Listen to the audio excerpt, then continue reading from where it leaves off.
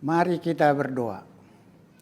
Bapa dalam sorga, kembali kami bersyukur dan berterima kasih Tuhan atas kebaikan kemurahan Tuhan yang memberkati hidup kami setiap hari.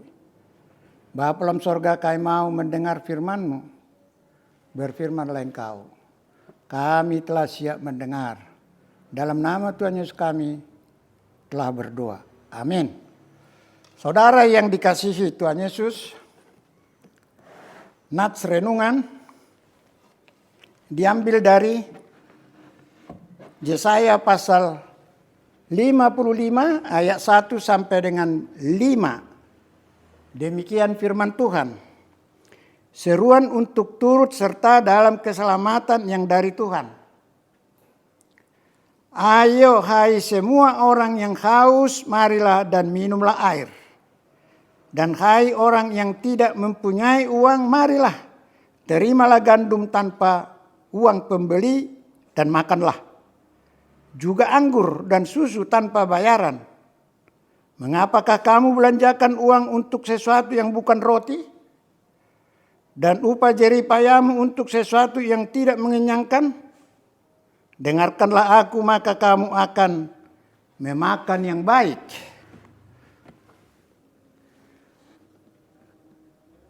Dan kamu akan menikmati sajian yang paling lezat. Sedengkanlah telingamu dan datanglah kepadaku. Dengarkanlah, maka kamu akan hidup. Aku hendak mengikat perjanjian abadi dengan kamu, menurut kasih setia yang teguh yang kujanjikan kepada Daud.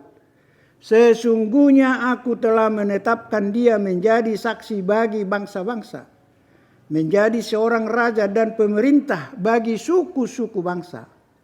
Sesungguhnya engkau akan memanggil bangsa yang tidak kau kenal, dan bangsa yang tidak mengenal engkau akan berlari kepadamu.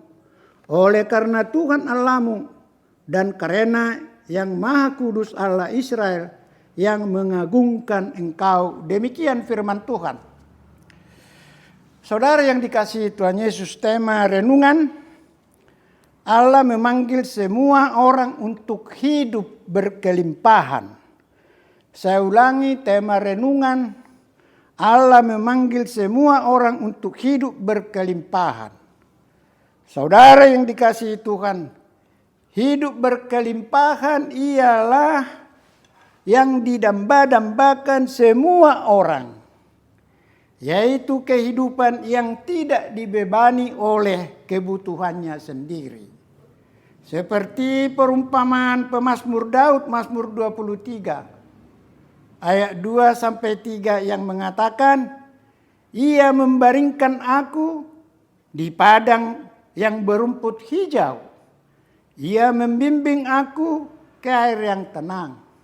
Artinya saudaraku, Tuhan mengembalakan umatnya seperti saudara dan saya, orang percaya. Kita dipimpin, dituntun Tuhan kepada tempat-tempat di mana kita tidak kesulitan mendapatkan kebutuhan kita sehari-hari.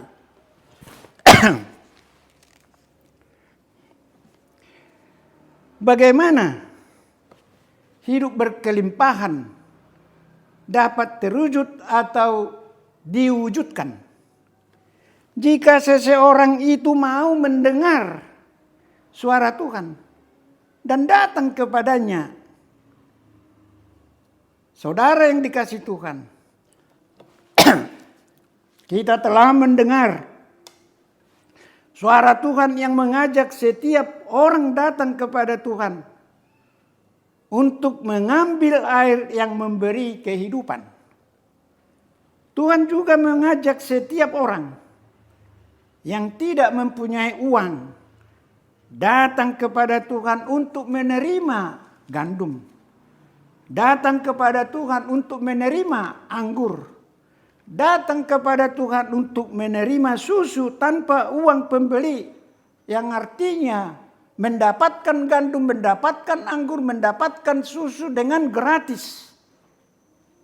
Demikianlah kehidupan orang percaya.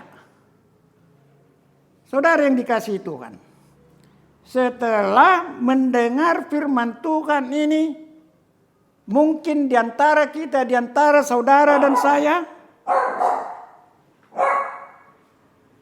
ada yang mengatakan bagaimana mungkin kita makan, kita minum, hidup berkelimpahan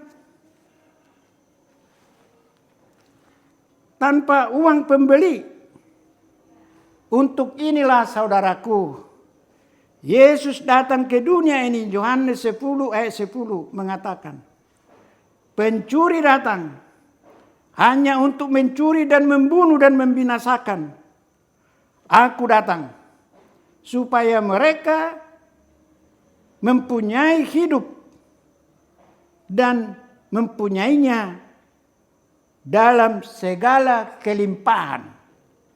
Saudara yang dikasihi Tuhan, pendapat yang mengatakan bagaimana mungkin seseorang dapat hidup berkelimpahan tanpa uang pembeli. Saudaraku, pemikiran yang mengatakan tidak mungkin seseorang hidup berkelimpahan tanpa punya uang. Inilah pemikiran dunia secara umum. Tetapi bagi Tuhan tidak ada yang mustahil. Saudara yang dikasihi Tuhan, Nabi Yesaya bernubuat sejak tahun 700 sampai 700 sebelum Masehi.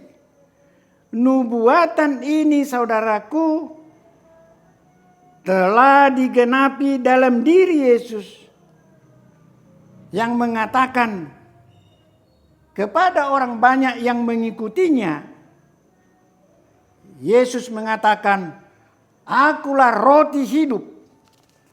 Barang siapa datang kepadaku, ia tidak akan lapar lagi.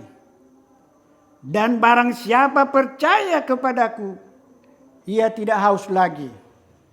Saudara yang dikasihi Tuhan, maukah saudara datang kepada Tuhan Yesus?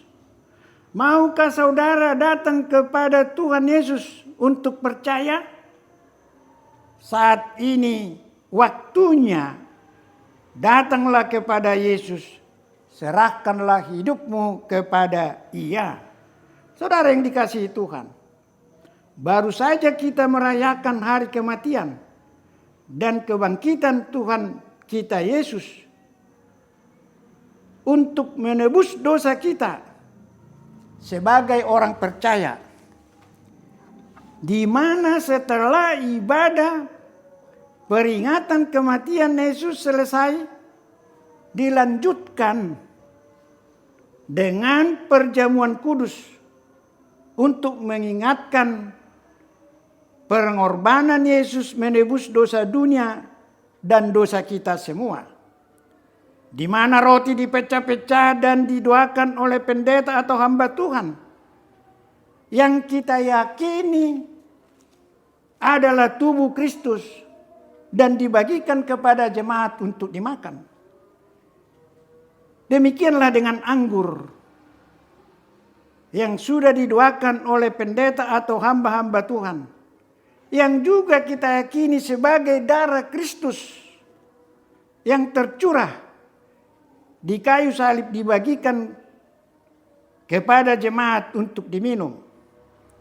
Saudaraku, roti sebagai tubuh Kristus dan anggur sebagai darah Kristus mengingatkan kita akan pengorbanan Yesus Kristus yang rela mati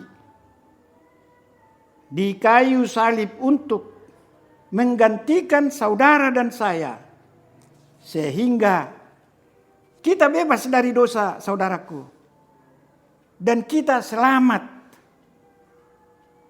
sebagai orang percaya.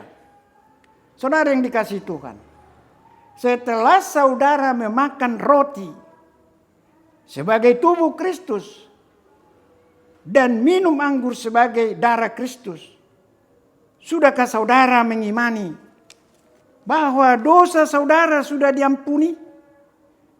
Jika demikian, iman percaya saudara dan saya, marilah kita saksikan kepada dunia melalui kehidupan nyata kita, sehingga orang yang belum mengenal Tuhan Yesus datang kepada Tuhan dan menerima Yesus sebagai juru selamat.